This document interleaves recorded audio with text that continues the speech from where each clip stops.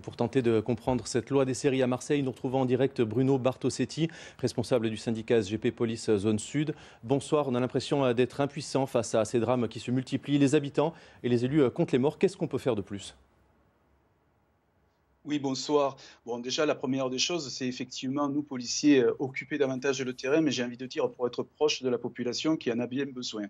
Ensuite, il y a beaucoup de pistes à retenir en matière de lutte contre les stupéfiants. Vous avez bien sûr la présence policière, peut-être donner aussi le temps nécessaire aux officiers de police judiciaire de bien ficeler les procédures, comme on dit dans notre jargon, pour les présenter à une justice qui doit aussi pouvoir sanctionner. Là aussi, on demande des moyens. Mais ça va encore plus loin, si vous voulez, pour lutter contre les stupéfiants et ce marché de plus en plus fort dans notre zone sud, dans la région PACA et notamment à Marseille, c'est également aussi de regarder sur les groupes interministériels de recherche. Ces groupes-là retiennent gendarmes, douaniers, policiers, impôts pour pouvoir lutter aussi contre le blanchiment d'argent. Vous comprenez? Il faut aller au-delà que sur des annonces de présence policière. Bruno Bartosetti, on l'a dit, hier soir, les personnes qui ont été tuées n'étaient pas forcément des caïds, en tout cas pour deux d'entre elles. C'est une guerre de territoire au quotidien. Absolument, c'est une guerre de territoire et vous avez un phénomène très important, c'est que, vous savez, les cités sont devenues des sites.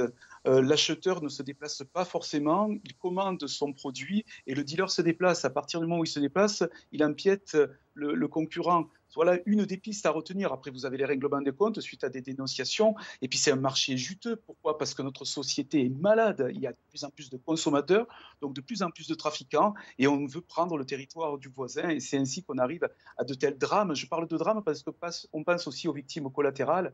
Et il n'y a pas que les règlements de compte ciblés. Vous avez des innocents, en fait, voilà, qui sont également touchés lors de ces tueries, comme on peut parler de tueries cet été où on avait, nous, notre organisation syndicale, tiré le signal d'alarme en disant que l'été serait chaud et on ne parlait pas de météo, bien évidemment. On pense aussi aux familles qui sont endeuillées. La drogue circule, vous l'avez dit, et les armes aussi apparemment, très facilement. Oui, absolument. Merci de le souligner parce que lorsqu'on parle de stupéfiants, on parle aussi de Kalachnikov. Depuis 7-10 ans, ces armes envahissent notre pays parce qu'on parle de Marseille aujourd'hui, mais il ne vous a pas échappé que récemment, on a eu les mêmes phénomènes dans le Vaucluse et on a cette même intimidation en pleine journée avec la Kalachnikov dans des villes comme Toulon, Nice, Montpellier, Toulouse. Vous voyez, je parle de la zone sud parce que je la connais bien, donc aucune ville n'est épargnée, même si aujourd'hui on comptabilise beaucoup de morts à Marseille. C'est vrai que la Kalachnikov circule très très fort et c'est l'outil, c'est le stylo de travail du dealer et du trafiquant de drogue, malheureusement. Merci Bruno Bartosetti d'avoir répondu à nos questions. Je le rappelle, vous êtes responsable du syndicat SGP Police pour la zone sud.